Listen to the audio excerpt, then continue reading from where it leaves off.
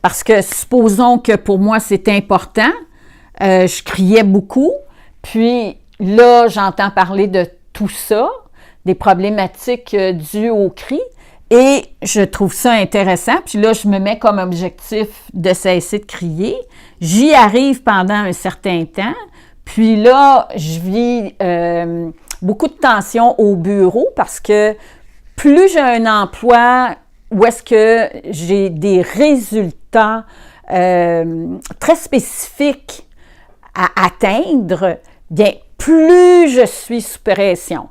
Les professionnels les gens qui travaillent dans des milieux comme ça, qui sont évalués sur les résultats et dans une durée de temps très courte, voyez-vous, il y a une autre tension élevée, c'est des stresseurs, ça, le temps.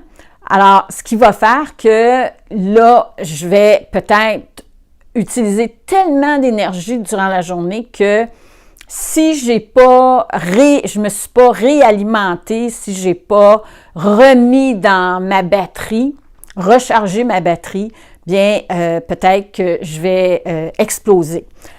Alors, peut-être que là, ça allait bien et tout d'un coup, je me remets à crier pour toutes sortes de raisons. D'accord? Ici, j'ai pris l'attention. Qu'est-ce qu'on a tendance à faire? Bien, on a tendance à regarder ça. Puis, qu'est-ce qu'on fait? On n'est pas fier de soi. Puis là, on se dit qu'on n'est pas bon, puis qu'on n'est pas bonne, puis qu'on n'est pas des bons parents.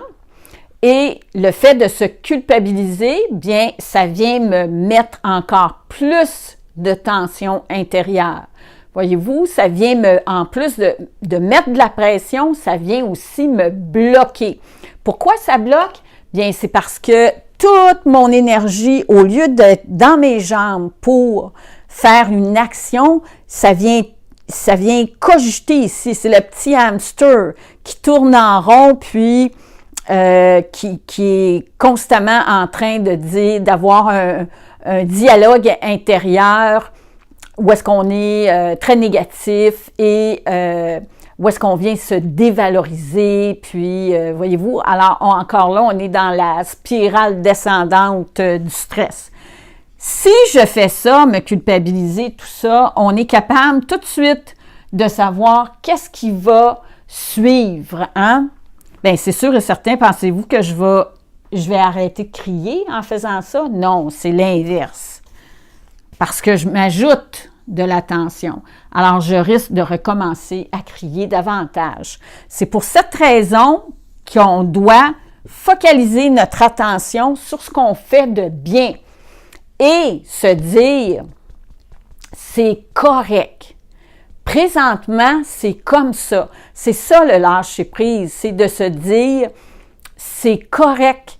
Présentement, je ne suis pas capable de rien faire, d'accord? Parce que déjà, c'est passé, ça c'est fait. Je peux renouer, reconnecter avec mon enfant, lui expliquer la situation, peut-être faire attention que ce ne soit pas une justification et de me victimiser, hein, de sortir le violon en disant « Ah, tu sais, ma vie est difficile » et tout ça. Non, c'est de se responsabiliser par rapport à ça et en même temps, bien, de regarder qu'est-ce que je suis capable de faire et comment faire ça par la suite autrement. Aussi, ce que je voulais vous parler, qui est très important, c'est qu'il faut être réaliste, remettre les choses dans le contexte, parce que c'est multifactoriel, cesser de crier. Il y a tellement de dimensions à prendre en compte que c'est pas 5 ou 6 choses à faire qui va complètement changer. Parce que les familles, il y a toutes sortes de familles, il y a toutes sortes d'individus. Alors, vous voyez, mais le fait d'être bon avec soi, bien, tout de suite, ça vient nous aider. Moi, j'aime la notion des petits pas, probablement que vous le savez, je suis une fan des petits pas, vous devez commencer à me connaître, hein? J'aime dessiner, j'aime les petits pas.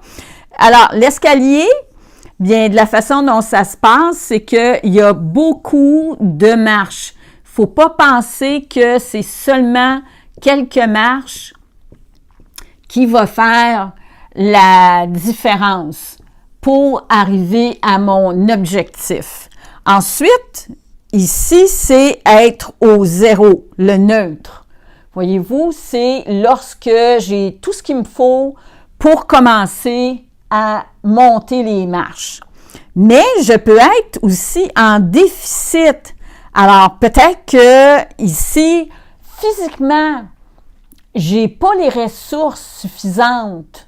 OK? Il va falloir que je me remette en forme au niveau de ma vitalité parce que mon vase, il est pas suffisamment plein. J'ai beaucoup de... déjà, j'ai beaucoup de fatigue, de lassitude, du découragement. Alors, comment je pourrais faire? Qu'est-ce que je peux mettre en place? Bien, déjà, s'enlever la culpabilité, faire du lâcher-prise. Allez voir ma vidéo par rapport au lâcher-prise, ça va vous aider. Ensuite de ça, le zéro, bien, c'est être dans l'acceptation, ici et maintenant. C'est ça. Puis, de voir que je veux, quelle est mon intention. Alors, accepter qu'est-ce qui est présent, puis mon intention, bien, c'est de mettre des actions en route pour m'aider. Vous savez aussi que j'aime beaucoup dédramatiser, j'aime ça, utiliser l'humour. Et je me souviens, une fois, j'étais avec ma famille, mon conjoint, mes enfants, on s'en allait faire du camping. Et on avait, il faisait chaud cette journée-là, c'était les canicules. Puis on avait beaucoup de difficultés à mettre tout l'équipement de camping avec les valises et tout ce qui doit être apporté pour passer des belles vacances. Et là, à un moment donné, bien, je sentais que ma patience commençait, je commençais à la perdre, je commençais à avoir la mèche courte, comme on dit.